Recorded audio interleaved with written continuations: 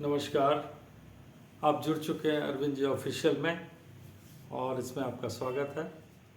आज हम लोग बात करने चले हैं कि देश के अगले प्रधानमंत्री कौन। तो जैसा कि आप न्यूज़ चैनल और सारी जगह आप देख ही रहे होंगे कि मोदी जी प्रधानमंत्री बनने जा रहे हैं और शपथ लेंगे, क्योंकि राष्ट्रपति मुर्मू जी भी उन्होंने दही और गुड़ उनको खिलाकर एक तरह से संकेत दे दिया कि आप ही शपथ लेंगे। हालांकि ये मैं बिल्कुल ही संविधान के प्रोटोकॉल के अनुसार वैसा नहीं होना चाहिए, परंतु चल ही रहा है बीजेपी का राज, तो फिर इसमें असंभव और संभव सब है। इसी बीच विपक्ष ने इस बात को कहा है कि ये जो है ये स्वघोषित प्रधानमंत्री हैं। तो ये बात भी मार्केबल है कि ये स्वघोषित क्यों है। तो स्वघोषित इसलिए मुझे भी कुछ ठीक लगा कि हाँ, इन्होंने विपक्ष ने जो प्रश्न उठाया वो भी सही बात है। सबसे पहले होना ये चाहिए था कि पार्लियामेंट्री पार्टी की एक बीजेपी की मीटिंग होनी चाहिए थी और उसमें इस बात की पुष्टि होनी चाहिए था कि बीजेपी पार्लियामेंट्री कमेटी जो है संसद के लोग जो है उनको अपने नेता के रूप में चुने, उसके बाद वो एनडीए वाली मीटिंग होनी चाहिए था। लेकिन जनरली ऐसा ही होता है, जब ग्रेस मार्क दे दिया जाता है तो फिर सारा चीज़, हालांकि ये संविधान के विरुद्ध है और आज नहीं कल नहीं परसों इस पर भी एक सुप्रीम कोर्ट में याचिका जाएगी कि असंवैधानिक। जैसे आपको मैं बता दूं कि अमेरिका के राष्ट्रपति ने एक बार गलत शपथ ले ली थी तो फिर से उनको शपथ लेना पड़ा था।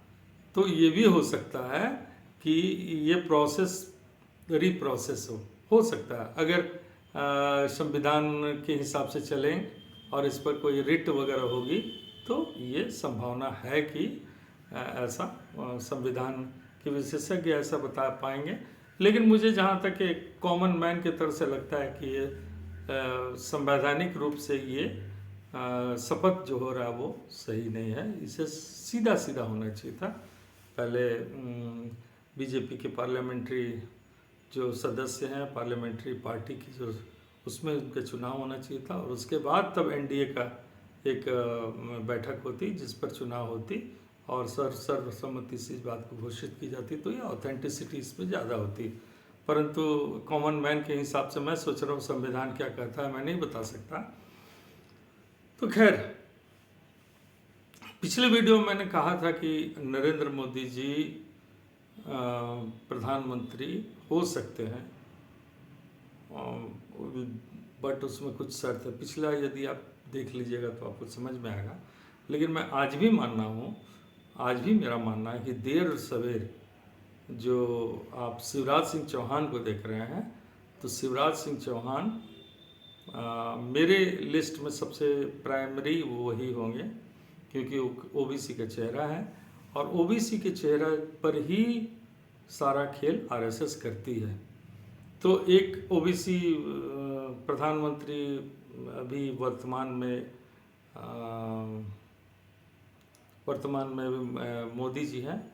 तो इस पर 2014 से इस पर जो खेल हुआ तो उस पर ओबीसी का जो वोटर्स जो कि इस देश में बहुत अच्छा परसेंटेज 50% के लगभग है, तो उसका एक सहयोग मिला और तभी बीजेपी इस पर आगे बढ़ी। वैसे वो गडकरी का भी नंबर है, सेकंड नंबर। और मैंने एक बात और भी कहा था कि ममता बनर्जी मोदी जी अगर घिरते हैं तो ममता बनर्जी से भी सहयोग ले सकते हैं।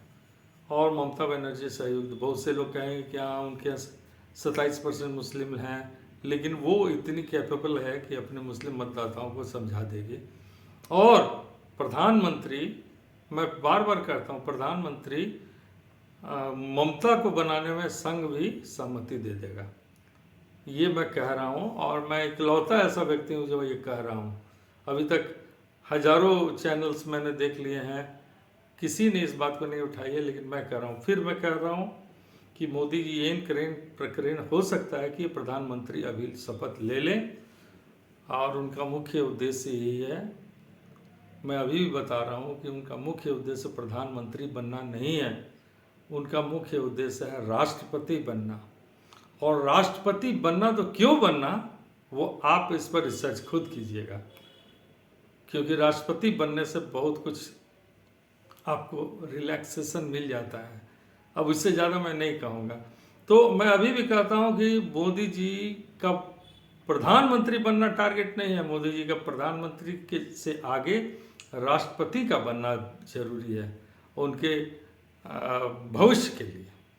तो मेरा ऐसा मानना है, हो सकता है कि आप बेवकूफ़ों की तरह सोचते होंगे कि मैं बोल रहा हूँ, लेकिन मैं बार बार ये बात कहता हूँ कि मैं एक बॉडी लैंग्वेज और माइंड रीडर हूँ, और इस दावे के साथ कह सकता हूँ कि मोदी जी के दिमाग में यही चल रहा है कि मैं राष्ट्रपति कैसे बनूं। प्रधानमंत्री एक सीढ़ी है, और उसके बाद आप देख लीजिएगा, मेरा अपना अनुमान है 2022 से लेकर 2027 तक कार्यकाल है उनका, द्रौपदी जी का। लेकिन आप देखिएगा कि 2025 के अंत आते आते राष्ट्रपति जी इस्तीफा देंगे। मुझे ऐसा लगता है, ये मेरी मन की बात है, मैं इस पर चैलेंज नहीं कर सकता हूँ, और मुझे जो सिचुएशन दिख रहा है उसके हिसाब से मैं बता रहा हूँ। तो 2025 के अंत तक आते आते राष्ट्रपति का चुनाव होगा, और राष्ट्रपति बनने के लिए मोदी जी, मेरा अपना मानना है, ये आप बिल्कुल बेवकूफ़ों की तरह से बोल सकते हैं कि ये क्या बोल रहे हैं, लेकिन मैं जो सोच रहा हूँ वही बता रहा हूँ। ममता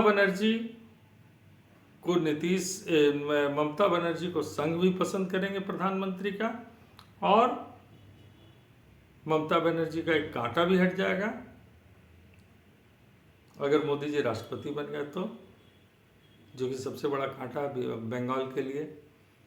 अमित शाह को वो साइलेंट कर देगी। तो ममता बनर्जी और संघ भी चाहता है अमित शाह और मोदी जी ये दोनों संन्यास लें।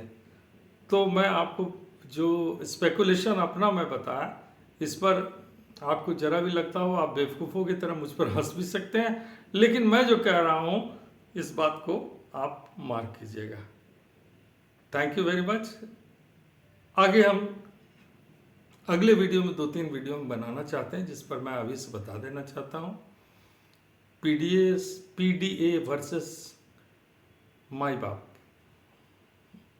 इस पर एक विशेष चर्चा होगी, एक छोटा सा वीडियो में बनाऊंगा।